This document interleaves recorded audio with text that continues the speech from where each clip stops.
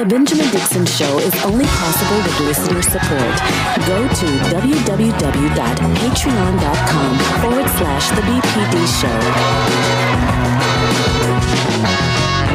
Welcome, ladies, gentlemen, and gender nonconforming individuals to another episode of The Benjamin Dixon Show. Today is Thursday, October 31st, Halloween 2024. We are just 5 days away from one of the most important elections of our lifetime. And of course, it seems like we say this every election cycle, but if you have been paying as much attention as I have, you know that this is a flashpoint for America. This is a turning point in American history, whether or not we're going to go down the road of very overt and very clear fascism, despite what some people are trying to dismiss. And I'll play a clip later on. I have to call out somebody, Anna Kasparian. I have to call her out because in the clip with Cenk Uygur over at TYT, she doesn't seem to think that it's fair to call Donald Trump a fascist. If you paid attention to the speeches at the Madison Square Garden event earlier this week, you will see the clear overtones of fascism that were on full display. But more importantly than their words, it's the very clear policies that they are trying to enact, MAGA, their intention to enact. And, you know all of these things. I know that you have been paying as much attention as I have, even though I have been away doing some other work that I've shared this morning with the patrons. I have still simultaneously kept my eye on the ball as it pertains to what's happening in this country. And, you know, I have clips and clips and clips to share, audio sound bites, stuff to take into consideration, stuff to analyze. But it's all in motion now. Everything is in motion. Everything is in play. MAGA has executed one of the most magnificent misinformation machines in the history of the planet. They have billionaires backing them at every turn. Elon Musk in Pennsylvania dropping $1 million per every day for someone who would come and register to vote underneath his PAC. And it is obviously a ploy to funnel more support towards Donald Trump in a swing state. Now, that has been pulled to a halt temporarily because of a lawsuit from officials there. But he still did it, and it's indicative of the power of money. We're really and truly in a desperate situation on this planet. I was listening to the news, NPR this morning, and North Korea has committed troops that are currently, quote unquote, training in Russia right now to help expand the invasion into Ukraine. It's just another thing that's happening. Then, of course, we have climate change, which is always in the backdrop. Our time is running up there. And of course, we have the pandemic that never ends, but we just have to live with it because how else are you supposed to survive? You have to just go about your life and do your best to protect yourself. But I mention all of these things because they are inextricably linked to the same phenomenon. That is the power of money and misinformation. Of course, the right and the correct term is disinformation, but I like the alliteration, money and misinformation. It is the ability of the richest people on the planet to just drop a few coins from their perspective. It's just a little bit of money. It's not a whole lot. $1 million a day to Elon Musk isn't anything. That's why he could do it, right?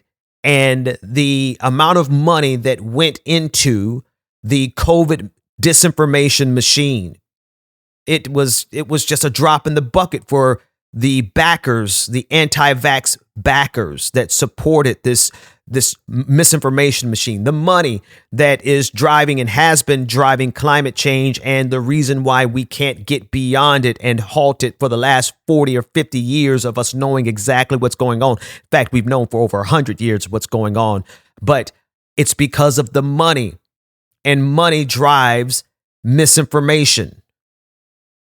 what's going on in Ukraine, the war, money, as well as misinformation. The current push to send North Korean troops into Ukraine comes coupled with the fact that many of the North Koreans have no idea what their sons and daughters are doing in Russia, or rather they're being told and being informed that this is about a training exercise.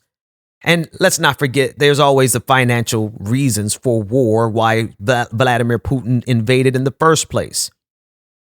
And a critical component of that invasion was the disinformation of pushing the narrative that he was going to denazify Ukraine. Y'all, it's money and misinformation. And again, please do forgive me because the most precise word is disinformation because it's intentional. It's a strategy. And that strategy is so successful. I saw a scholar, Ian Brimmer, on Twitter. He said that democracy wasn't designed to withstand this level of money in politics. And by extension, it's the disinformation that comes along with it. It's the monetization of disinformation now. It's the fact that there is a path towards success in MAGA land if you are one of the most prolific purveyors of disinformation. In other words, if you can spread a lie successfully, you can make money in MAGA land. And it's gotten so absurd. I know I've mentioned this before, but let me remind you again now, even high profile figures like Candace Owens, they have gone into the realm of flat eartherism. That's just how powerful disinformation is. And there's pockets of people who believe this stuff and they want to believe it and they seek out voices and reward those voices that spread this kind of disinformation. They reward them with subscriptions and patronages and clicks and subscribes and shares. And it doesn't help that we have an algorithm that is not particularly discreet or doesn't use any discretion in filtering between what is objective truths and lies. No, they've taken a stance that there is no way to actually determine what objective truth is. And this is in regards to everything. It doesn't matter how many scientists actually say and confirm that climate change is not only real, but it's here and we're getting ready to go through horrific transitions. Monumental storms like we saw this season in places that normally don't get hit. In North Carolina, on the west side, on the western North Carolina, areas that were several hundred miles away from water, suffering tremendously because of climate change. But it doesn't matter how the facts add up. It doesn't matter what the truth really is. So long as you have someone there with enough money, they can drive enough misinformation to create critical mass.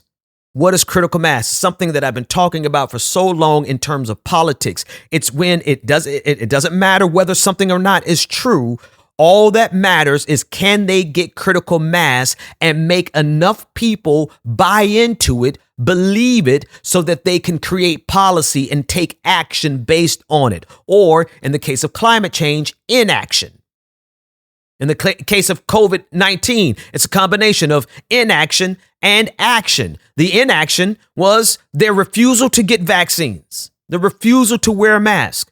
The action that they got critical mass around based on misinformation and they took action on was to make sure that no state, they actively pressed to ensure that no state could institute, no school board could institute mask mandates. And so you have a combination of money leading to misinformation / disinformation that is a powerful concoction that brings us to where we are right now. 5 days out from this election, and MAGA is in striking position. And I know I'm a pastor, and I generally try to encourage people and try to make sure that everyone is hopeful. But we have to be very clear and very sober about what is happening and where we are and why this is unique, and also why it's kind of disturbing to see so many people who haven't been paying attention over the years, even over just this election cycle alone, but let alone the last 10 years of how this country has transformed since 2016. I guess that's 8 years. But over the last 10 years of Donald Trump being a public figure in the political realm, we've seen a transition, and I know it's 10 years doesn't seem like a short period of time, but it happened so fast, where we moved from a nation that had the potential to move towards, the Paris Climate Accords, right? The Joint Comprehensive Plan of Action, where we had an opportunity to bring Iran from the outskirts and bring them into the global community. We were making progress in the right direction, and here we are on the precipice of the exact opposite type of world. Why? Because of money and misinformation. All right, when we come back, I'll play a few clips. We'll break it down. Make sure that you get out to vote. I hope you already voted early. If not, Tuesday is the day. We'll be back with more of the Benjamin Dixon Show right after this.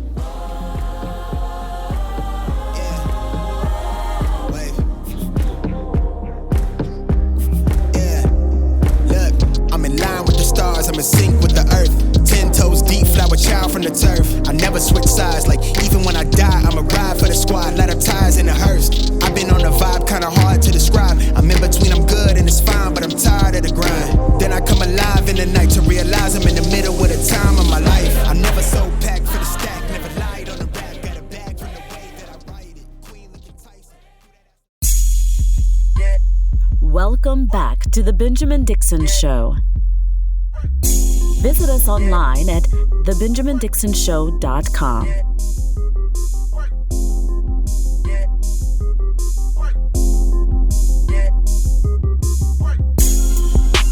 Notion of a fascist. Because look, if we're just going to use fascist toward anyone we dislike, all right, then the word doesn't actually mean anything. Okay, what do you want me to say, Anna? You want me to say wannabe dictator? Sure, you can say wannabe dictator, but I don't even think he wants to be a dictator. Of course he does. That's what you do when you lose an election and you go, oh, I got fake electors and I'd like to terminate the Constitution and bring out the tanks and use martial law against American citizens and shoot protesters. I mean, if that's not fascist, then I guess the word just shouldn't exist. But was he able to do those things? Trump's his rhetoric is awful. Okay, if you don't want to be called fascist, stop saying fascist things. It's not that hard. Okay. Not that hard. Oh, here, let me have dinner with Nick Fuentes, who's a Nazi, Kanye, who's a Nazi, and let me say there's good people on the Nazi side. Oh, it could be pro-Confederate guys. Might be guys who are pro-slavery who are good guys. Let me do all of these things. Let me say that immigrants are poisoning the blood of our nation, a Nazi term that is only used in the past by Nazis, and then say I'm gonna ban Muslims, I'm gonna do this and this and this to all the other ethnic groups, and then go, oh, I can't believe you called me a fascist. No, he is a fascist. I'm very happy to call him a fascist. All right. Part of the reason we are in the situation we are in is multifaceted, and I've given you some, but here's some more. It's because you have people who want to play the game of semantics all the way down to the point where, you're literally on the wall. And by the wall, I mean the wall that fascists have historically placed as a public display their enemies on. Until you're in the gulags. There's always going to be people who troll you over identifying something for what it is. And this is what Anna Kasparian is doing in that clip. And I hear Jank, trying to, very, very intensely combat what she's saying. But I honestly, God bless you, Jank, but I'm not buying into that too much either, because at some point, if you are on a clear mission for truth and a clear mission to combat this fascism, you don't keep dealing with somebody who is progressively going towards the Dave Rubin route, progressively going towards why I left the left route, which brings me to the other part. It's not just the concerned trolls who play the game of semantics until it's too late. It's also the people who monetize their truth. That's the nicest way I can say it. They base their truth and they subject it, or they make it predicated on how much they get paid. That's what Anna Kasparian is doing, and she's taken a long arc to get there. You've seen the clips. You've heard the clips of her lamenting the success of Cenk's nephew, Hassan Piker, looking at the success of Dave Rubin, who was getting $100,000 per episode from Russia. You know, Anna was, and I've done work with Anna. I've done many episodes with Anna Kasparian. I used to love her work. She used to always speak truth to power. But now we're playing a game of semantics with the man who absolutely said he wanted to suspend the Constitution, Donald Trump, who absolutely said he wanted to be a dictator on day one. Or maybe it doesn't matter because he said just for a day, dictator just for a day. I'm sorry. Is that a distinction without a difference here? And because he said just one day, you just dismiss the entire fact that he literally said out of his mouth that he wants to be a dictator, if only for a day. Right? A man who says very clearly his intention to deport all of the immigrants, and not just the quote unquote illegal immigrants, but the legal immigrants in Springfield, Ohio. The man who spread the lie about the cats and the dogs. A man who told the Proud Boys to stand back and stand by. See, we're here where we are because there are members of the media who are still doing this. Now, I'm not going to give any flattering commentary over CNN because CNN is just now getting to the point where they will call a thing a thing. I played in the last episode a clip from Jake Tapper calling Donald Trump out for what he was. Right. But it's almost too little too late. We're 5 days out from the election. This type of commentary on Donald Trump, identifying him clearly as a fascist, aspiring dictator.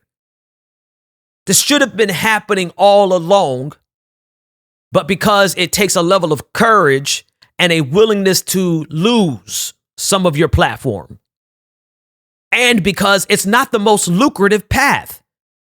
The most lucrative path in this country right now is MAGA.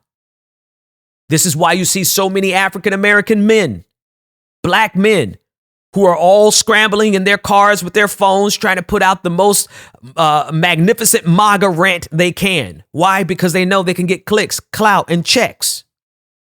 This is why you see such a deeply entrenched echo chamber, because everyone is trying to relay the same message in their own voice so that they can get subscribers, so that they can get views. And so telling the truth has never really been a lucrative path in this country. I can't blame it all on MAGA, right? They're truths that have been needing to be said for years, for decades, for centuries in this nation.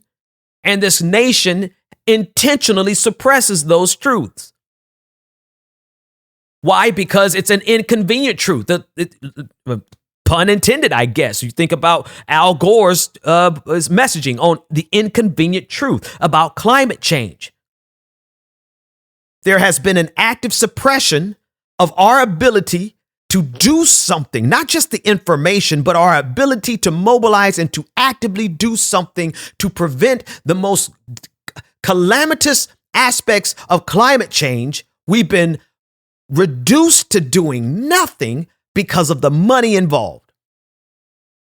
And so telling the truth, even though Al Gore made a whole lot of money off of that documentary, and even though he made a whole lot of money off of his, after being vice president based on climate change, but for most Americans, telling the truth is not a lucrative pursuit. Ask me how I know. But it's the concerned troll. It is those people who want to play the game of semantics, and it's so bad that you literally can say something you could play the evidence right to someone and they will deny it for themselves. I want to play this clip of CNN with Representative Byron Donalds from the state of Florida as he listens to and hears the full context of Donald Trump saying that he's going to, quote unquote, protect women whether they like it or not. And despite hearing it in real time, in full context, he still denies the implication or even the fact that Donald Trump said it. Listen and so in. Donald Trump is going to protect women in our country. He's going to protect children in our country. Why say whether Harris, they like it or we not? have lost 350,000 children in the United States. Why say whether the women will like it or not? Why say whether the women will like it or not? What I will tell you is that once again, if you're going to clip 5 seconds out of an hour speech and not provide context, this is why the American people, frankly, are frustrated with media, because you guys play games, you take things out of context, you don't explain them clearly, and you want to get caught up in semantics. The heart of what Donald Trump said very clearly is he's going to protect the women of our country, because Kamala Harris and Joe Biden have refused to protect the women of our country, and that's a president should protect women and protect all Americans. Congressman, here's a longer clip. Here's a longer clip of him, which leads up to him saying that he, despite what the advisors say he's going to protect the women whether they like it or not. Listen. 4 weeks ago, I was saying, no, I want to protect the people. I want to protect the women of our country. I want to protect the women. Sir, please don't say that. Why? They said, we think it's very inappropriate for you to say. So why? They said, sir, I just think it's inappropriate for you to say. Pay these guys a lot of money. Can you believe it? I said, well, I'm going to do it whether the women like it or not. I'm going to protect them. Congressman? And you know what happened after that was made? The women in Green Bay, Wisconsin, they stood on their feet and they cheered loudly because they want a president of the United States who's going to follow the law, who's actually going to enforce our borders. And it was so funny hearing Byron Donalds project onto the media the claim of playing the game of semantics, when that's literally what he's doing here. Right. It's actually worse. He's not just playing the game of semantics, but then at the end, he's just absolutely ignoring it and saying, well, the women in the audience in Wisconsin liked it. And then maybe, I don't know, perhaps you're wondering why it matters whether Donald Trump says, why he said that matters, that he's going to protect women whether they like it or not. It becomes a justification for brutality against immigrants.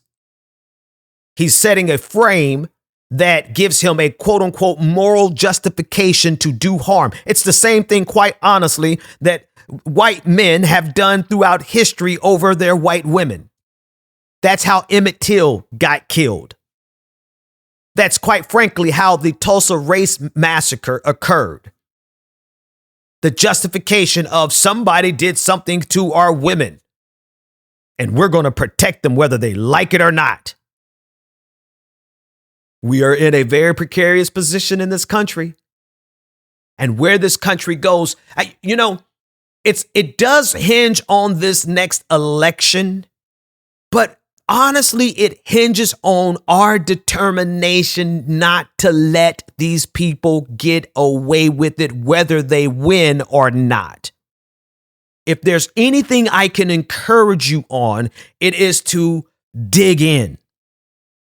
Because we cannot afford to be afraid, which is why I did what I did this morning, which is kind of absurd and preposterous, but I'm not going to talk about it on this episode. You can go to patreon.com/the BPD show. It's open to the public and you can see how preposterous of a claim that I made this morning. But it's going to require, I digress, it's going to require that we just be outright audacious and brave to confront and hold the line against these people, even if it's over the next 4 years.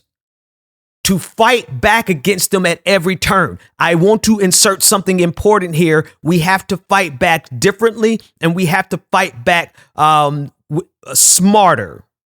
I want to say smartly, but the grammar escapes me right there, the correct way to end that sentence, but it doesn't matter. You get the point. We have to be smarter than them. They want violence because they're the masters of violence. They want to unleash the military on protesters that they deem rowdy because they desire for a paradigm shift. They want to go past the Rubicon where the military in the United States can be used directly against citizens. They want violence. And so when I say we need to dig in and fight back, I say we have to do it intelligently.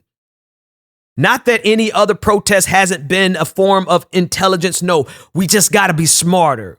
We have to outthink and outsmart them. What do I mean specifically? I believe that we have to begin to engage in a series of silent protests. Silent protests. Now, this has to be coupled with action through the legal system. And I'm so excited that there are people who are fighting that fight. They're putting themselves out there. Mark Elias of Democracy Docket, he's all over the country every single day fighting through the legal system to stop this takeover by MAGA, to bring lawsuits against every single one of their illegal actions. And from his account, he's winning most of those cases. I look at some of these content creators who literally go into MAGA land and they put themselves in danger. There's a young man who had a video. I can't think of his name. Young white brother who was on one of those Jubilee videos where they debate, and he was debating the black sister over IUDs. And he cornered her and basically, anyway, I digress. He put out another video where he went to Michigan and he was talking to a Trump supporter in a Michigan jersey who was like twice his size. And that man was ready to almost hit that young white man. But he stood his ground and exposed the logical fallacies and the ridiculousness of everything that he was saying. That young brother put himself in harm's way. I think of people with high profiles across social media who are actively every day putting it all on the line. All on the line to make sure that they do their part to hold the line for democracy. And so every single one of us, we have to be that kind of brave. We have to demonstrate that kind of bravery. We have to be willing to put ourselves on the line. I just think that as we move into the possibility of having to protest over the next 4 years to stop MAGA from going the distance, they may win next week. Go out and vote. Don't let this, I'm not discouraging you. I am encouraging you to keep at it full throttle all the way through Tuesday. But even if they win, we have to be bold enough and brave enough to do everything in our power to hold the line against the fascist takeover of the United States of America. And then I think about Ukraine. I know I'm all over the place, but I pray that you can see how all of this ties together. Again, if nothing else, it is entangled and tied together through money and politics and misinformation that is monetizable by the masses. How about that alliteration, right? It's all tied together. It's tied to the fact that you had people in the United States doing the bidding of Vladimir Putin for a check. And I bring up Ukraine because over the next 4 years, if MAGA wins, I believe they will suffer the most tangible harm, kinetic harm. And by kinetic, I mean kinetic action, warfare to be continued and expanded, especially with North Korea getting involved. And then you take away the United States funding and support of Ukraine, and all that Ukraine is going to be left with is whatever ammunition and weapons and support they can get from Europe if Donald Trump wins. That doesn't bode well for Ukraine, but they're already holding the line. They're already putting themselves in harm's way. They're already shedding blood and doing everything they can to hold the line over there against the onslaught against democracy. At the end of the day, this is all about undermining democracy, because democracy, by definition, by design, expands the rights of people. It gives everyone an opportunity to participate in the power sharing process. And because the population continues to become more diverse, more interconnected, more inclusive, democracy is an impediment to every nationalist across the globe. And so Christian nationalists in the United States of America, paired up with Christian nationalists and ethnic nationalists in Russia, Vladimir Putin, with Viktor Orban, with Benjamin Netanyahu, all of them have a problem with democracy. And here in the United States, their answer to their problem with democracy has been a MAGA misinformation machine that is so precisely tuned, so prolifically engaged in. They run that thing like a well-oiled machine, and it has the ability to get actual, tangible results and policies based on lies. And they learned from the best. They learned from Vladimir Putin. What do? We understand the problem, and win, lose, or draw next Tuesday, this coming Tuesday, we don't give in. We do not faint. We don't throw in the towel. We ignore the concern trolls. As a matter of fact, even if they win, we don't just ignore them, but we call them out even more. We double down. We go harder. We go further. Why? Because our kids deserve it. Democracy deserves it. The future deserves it. All right, we'll be back right after this. They see what I'm on, ain't no vixen. I might like do it that top down. I keep it tuned with a high power. Put it on me, I'm blessed. Blessed. Big bag, manifest the sky, no stress. Keep no evil around me, can't ground me. I built it since when I had less. No hex on, God can't pause. Look at how far we progress. Whatever we doing, we keeping it fluid. I don't see a threat. About that paper.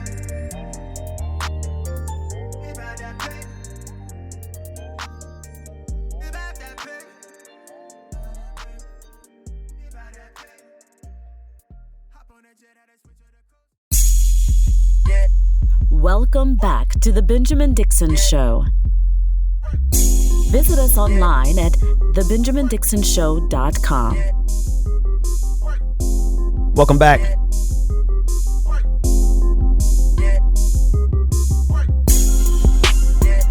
Welcome back. So, anyway, I have been alluding to something that I have done that is rather preposterous, and again, I'm not going to even talk about it on this episode because, boy, let me tell you, it's a thing, and you can go check it out on patreon.com/the BPD show. There's something else that I'm doing on Sunday. This Sunday, I'm starting a live stream service, a virtual church. I am still pastoring, but I wanted to move my work into the virtual space so that we can expand it and share and encourage as many people as possible. So get ready for the Sunday stream with Pastor Ben, Sunday service with Pastor Ben starting this Sunday. It's only for an hour. And if you are not a believer, then just forgive me, because for 1 hour every week, I am going to be, 2 hours on Wednesday night, 7 o'clock, as well as Sunday morning at 10 a.m. I will be streaming my messages, my sermons. I am a pastor first and foremost, because that has been the backbone of how I have, quite honestly, survived and in a way thrived in everything, which is so critical right now because of the threat that Christian nationalism poses. They make a claim. Their claim is that they are ordained and authorized by God to take over the United States of America. I have a claim of my own. It is rather preposterous. And honestly, when you go read it, you're going to cringe. But you know me well enough to know that I would not come out here and say anything without a firm foundation, even if it is ridiculous. And I make the claims that I'm making based on my faith and based on science. I can, that I've worked on it. So I'm not ashamed. I'm actually rather proud that when we get down to the brass tacks of the mathematical framework, I'm proud of that. But I have to act in faith because it was given to me in faith and because what we're facing. I know you're like, Ben, what the heck are you talking about? Go to patreon.com/the BPD show and join in the cringe. You're going to be like, oh, Ben, yeah, because that's how I am right now. I had to step out on faith, and stepping out on faith does not require that I step out on stupid, even though what I have to say is going to sound preposterous. But that's the context. I'm not even telling you what it is. I'm telling you the context so that you can understand the absurdity of it all. There is a faction of religious people on this planet who are committed to the overthrow of democracy and the overthrow of your individual liberties and the institution of a theocracy that can punish you by the power of law, through the letter of the law, if you do not live a lifestyle that they suggest and they declare that you have to live. Even though we know they are not living up to that standard themselves. We know that the overwhelming people who are being arrested every single day for sexual assault, especially that against children, come from the church. So much so that there is now an entire vertical in the insurance industry that is there only to provide insurance to churches to help them stay afloat if they ever get charged with sexual assault, child molestation insurance. So we know for a fact that the very people who want to institute laws that will punish you because they don't agree with your lifestyle are the most immoral people on the face of the planet. You don't get more immoral than a person who would abuse a child and then use your power and authority and claiming to be a Christian and claiming to be a moral leader to do the most immoral things imaginable. Those are the people who are trying to change this country into something that they can use as a bludgeoning tool because they don't like your sexuality or your gender identification, because you decided that you needed to get an abortion, because any number of things, or even because you are an immigrant. Those are the people, and they're doing it based on a claim that God has authorized them to do so, that they have a spiritual mandate from God. Well, you know, I've been talking to the Lord, and I have a claim of my own.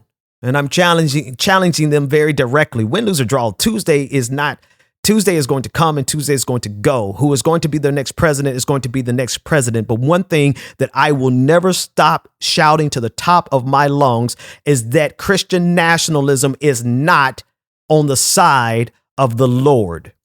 Not only by virtue of scripture, the virtue by the fact that they are doing the exact opposite of what Christian scripture tells them to do, what the Bible tells them to do, especially as it pertains to immigrants. I preach that and I've shared that link, scripture by scripture by scripture, that shows that what MAGA wants to do to immigrants is not only immoral, but it is antithetical to Christ. It is antichrist, meaning that it is the exact opposite of every single thing the Bible tells us as it pertains to immigrants.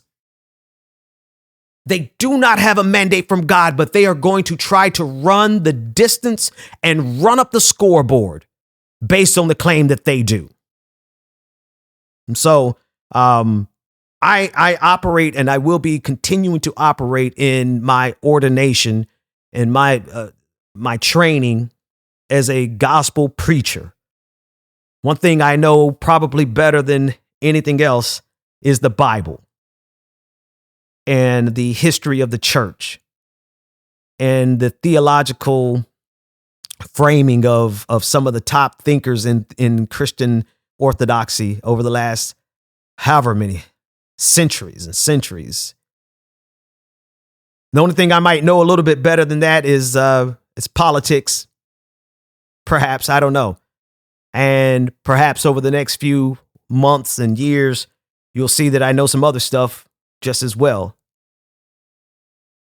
I'm saying all this to say that we have some interesting times ahead, and every one of us need to do our part. And my part is rather peculiar.